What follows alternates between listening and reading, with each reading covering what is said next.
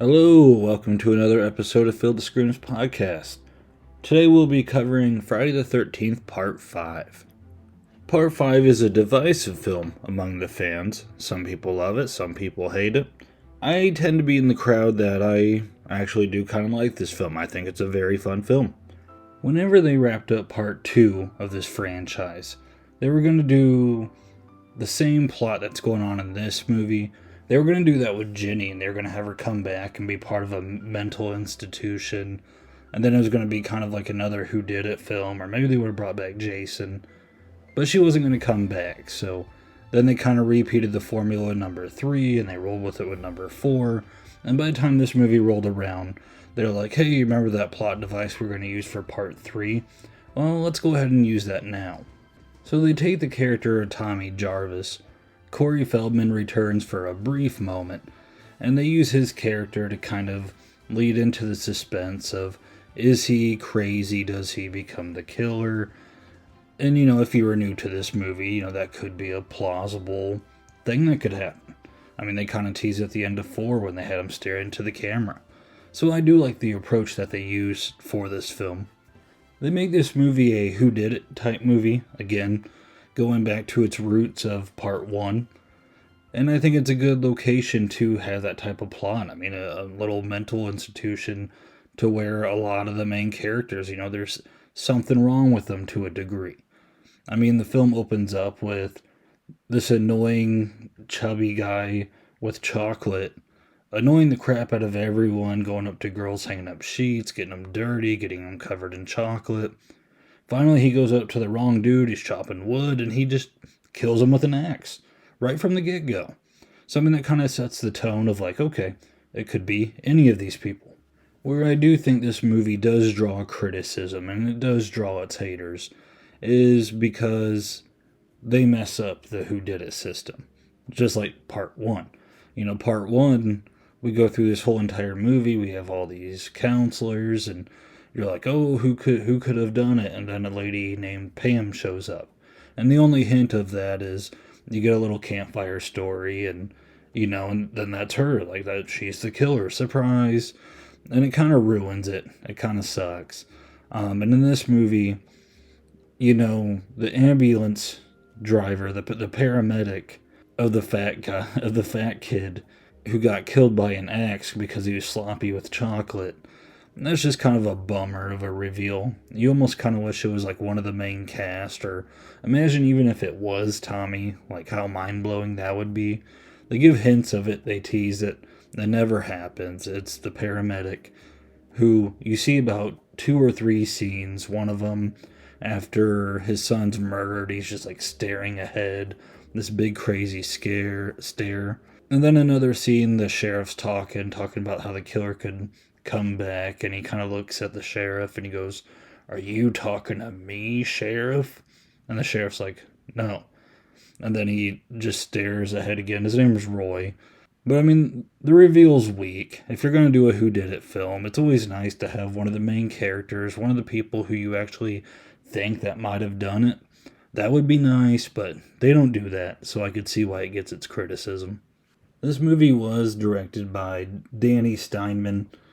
Danny Steinman, he had former work in basically a softcore porn movie, and they hired him to make this movie. And I guess during the casting process, a lot of the people claimed that he was hiring actresses by the size of their breast and not their actual acting skills, whatever you want to call that. And that's how he kind of hired for scenes. And there's a bit in the documentary, Crystal Memories of Camp Crystal Lake. I butchered that. But if you watched it, you know what I'm talking about. But they talked about how his sex scenes, when he filmed it, he was filming it like a porn. He was yelling at the actor to slap her butt and play with her. And I guess these scenes went on and on and on. And the editor who was watching the scene go down, he was just thinking to himself, like, oh my gosh, how am I going to cut this down to it's going to be an actual scene that we can show? And I mean, to this guy's credit, it does seem like he had a game plan as far as what he can show in theaters. He used a lot of nudity, and a lot of the kill scenes were really graphic and really gory. And I guess he basically went into a bidding war with the people who censor films because they're really nitpicky. And I mean, you'll see in like the next two movies, I mean, that film got neutered pretty good and it suffered because of it. But I mean, this movie, they went back and forth 9 different times. He sent in 9 different films of just trying to negotiate, like, okay, if we remove a little bit of this scene, can we have this scene in the movie? And that's how he was able to get like a lot of blood and gore into his movie, which is, I think it's really smart. I think directors should do that more often.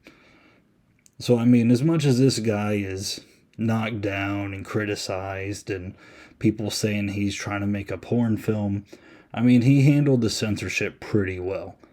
I mean, there's a scene to where one of the characters, he gets like a belt or something strapped to his head to a tree, and he tightens it.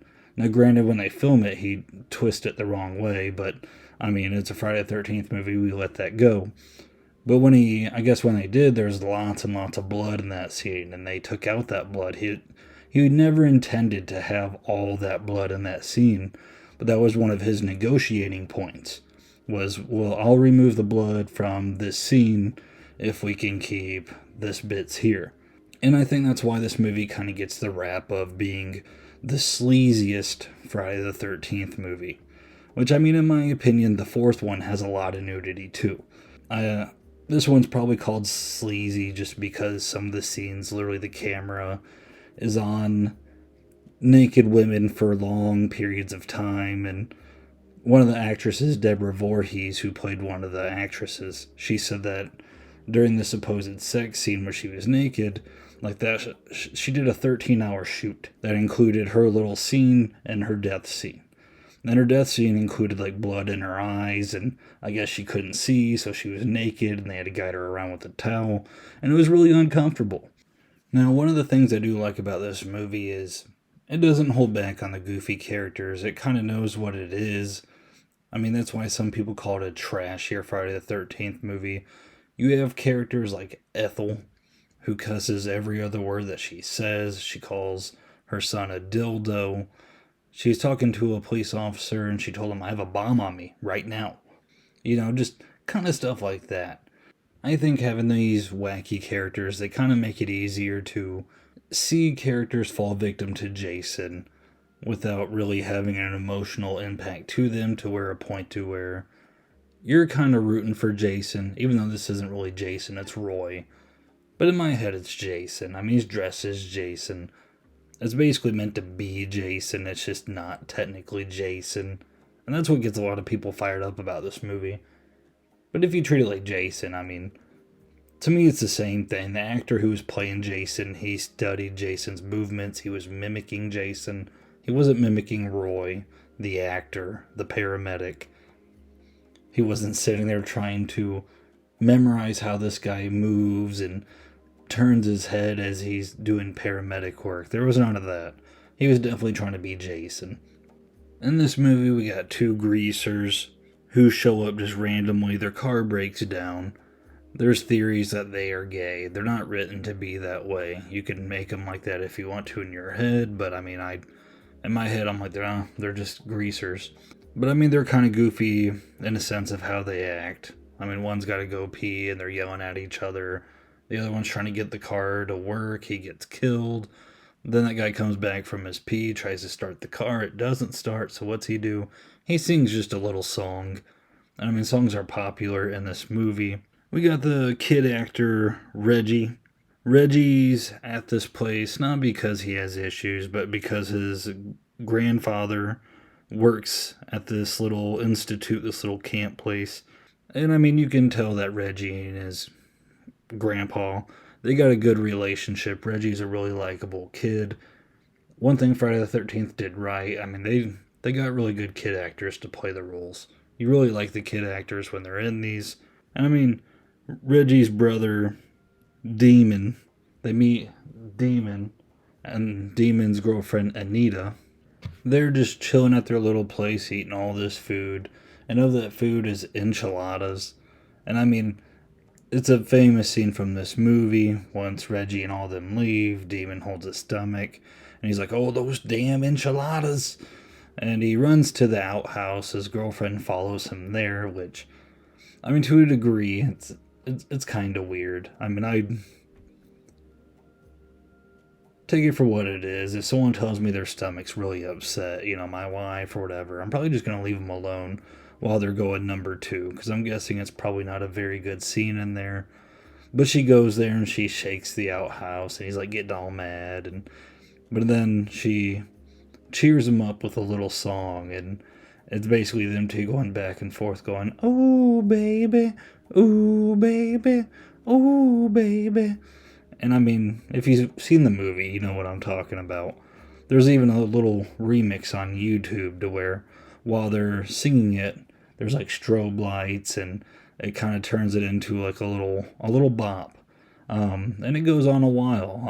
It's not bad, to be honest. Just remixing a little song between them two that lasts about 15 seconds, and it only has the lyrics "Oh baby."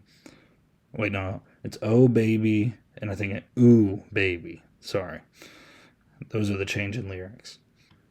You got another female character who gets killed, and she's doing some techno dance. She's literally just in her room doing this funky robotic type dance. And it's entertaining. I don't know. This movie's wacky. It's weird. It's entertaining. If you're watching that scene though, to where when she finally gets killed off by Roy, when he stabs her in the chest, it looks like it's just a pillow being stabbed, and it looks just kind of weird. He pins her against the wall and stabs her in the chest. It looks like a pillow. And I guess the reason for that is the director was originally going to have Roy stab her in the crotch. And there's even a picture of the actress with a very bloodied crotch. And I guess that was one of the scenes they could not put in. So that got left on the cutting room floor. Now, talking about the main character for a bit here, Tommy. I really like Tommy in this movie, what he kind of turned into from the events of number 4. I mean, it's hard to take a franchise whenever your main character, they kind of go through some psychological damage. You probably don't want to make it too heavy. I'm looking at you, Rob Zombie, with your part 2, Halloween. I mean, you make him damaged, but you still make him a likable person, and that's Tommy in a nutshell in this film. He doesn't say a lot of words. I think there's a statistic that if you exclude yelling and heavy breathing and just audible sounds that aren't words, Tommy says like 23 words in this film. He doesn't say a lot, but it's a lot of facial expressions that he uses. He looks clearly damaged. I guess the actor did a lot of studying for this film. He did not know it was going to be a Friday the 13th movie, but he does a good job of making you root for him, while at the same time he's giving you vibes that, like, yeah, he could definitely be killing people. I mean, the Tommy in this film messes people up. Like, the first argument he gets into when he first gets to this place, he literally puts someone through a table, like it's WWE. The scene literally comes out of nowhere. I mean, the first time I saw it, I was like, what the? Like, you just don't see it coming. And I mean, even when I go back and watch it now, I mean, I still kind of expect it, but it still surprises me of just the suddenness of the main character to just throw people through tables. Like, this dude knows how to fight. He knows how to scrap. Tommy even gets into a fighting match with Junior, Ethel's son, later in the film. And I mean, he beats Junior to a pulp. I mean, he beats him so bad that Junior just gets on his dirt bike or motorcycle, whatever it is, and he literally just drives around screaming, "Ah!" Just really obnoxiously. I mean, that's kind of his character. But, he does that before he's killed. And I guess when he was killed, because Jason cuts off his head while he's driving the bike around. And originally the prop that was supposed to be Junior's head, it bounced like 3 or 4 times, and the censorship people, one of the demands they put in the film was the head could only bounce once. Yeah, that's what they're worried about. I mean, the different and wackiness of these characters, I think, is what sets this film apart from the previous 4. Does the other four have some goofy characters? Yeah. They got Cheech and Chong in the third one. They got Shelly in the third one. I mean, I said that before, but, this movie's just laid up with crazy characters. I mean, literally, there is something weird and wacky about almost all of them. But I mean, the film itself, the way it was done, it feels very different. And I think that's why people call it trashy or sleazy. It's got a different feel. Now, granted, at the very end, when they have the big confrontation with Roy, who is Jason, then it starts to feel like by the numbers again, by the formula. And I mean, again, the reveal of Roy is just so bad. When they finally knock him out of the barn, when he's dead, lying, they kind of look out and the mask is off. And I mean, Roy's literally wearing plaster around his head because Jason's bald, right? He's bigger and he's bald. And Roy has hair, and his ears and stuff don't really match Jason's profile. So, in order for them to kind of pass it off as Roy, they had to kind of sell, like, well, he was wearing like this latex skin looking stuff around his face, and that's why when you watch the movie and he's wearing the hockey mask, he looks just like Jason. This seems like it just way too much that Roy went through to get revenge. I mean, if he really just wanted to take out all the people around this place, he would probably do it without the hockey mask. But if he's going to impersonate Jason, then he'd probably just wear a hockey mask. I don't think he would go for the fake skin and all that. But, I mean, I'm not Roy, so I wouldn't know. And of course, at the very end, they had to have a cop kind of talk to our survivors and explain to them what happened. But when he's explaining, he's really explaining to us, the audience, because I highly doubt anyone watching this movie is like, oh my gosh, it was Roy, the paramedic. I can't believe it. The cop's like, well, the guy that was murdered earlier in this film, that ended up being his kid. And like he like pulls out his wallet, and as he opens up the wallet, it's literally a picture of Roy first thing. And it's like, who has a picture of themselves in the wallet? And the answer is probably no one. But Roy. They had to do it with Roy because you don't really remember who Roy is by this point, and they have to remind you, like, hey, remember the paramedic? And that's just because it's a bad reveal. But they kind of say, like, oh, that was his son and he wanted revenge. Which in the beginning of the movie, whenever he's killed by the axe, one of the cops, like, oh, he never met his father. He moved several different places, and it's just kind of like, man, this is a gigantic coincidence that Roy, who abandoned this kid, I mean, his kid was murdered in the same town to where he was a paramedic for. It's not a very good tie-in. It's not very well done at all. And of course, at the very end, they give us the old Tommy might be crazy after all type ending, and it kind of leaves it open-ended in case the franchise decided to take it in that direction, which they didn't.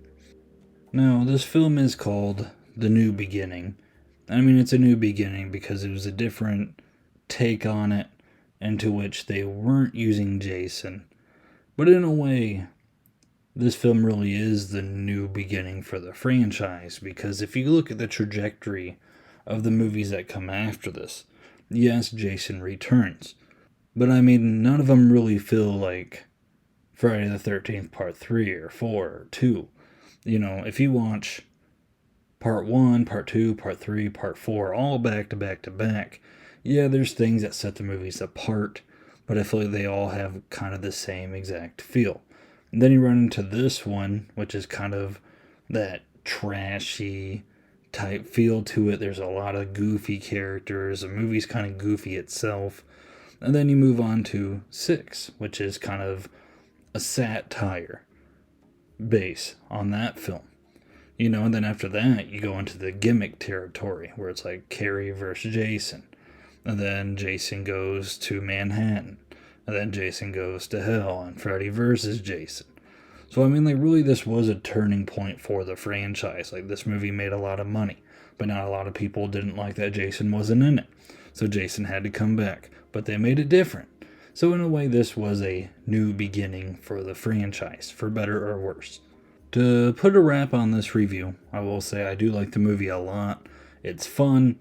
It's a really nice Friday night film to where you just want to lay back and laugh at a movie. I mean, this is the perfect one if you like goofy characters. This is a gold mine. I do really like this film. I mean, I said before, I think 2 through 6 is this franchise's sweet spot. And then it starts getting into rocky territory. But we'll get to those. As for now, the next one's going to be part 6. Until next time.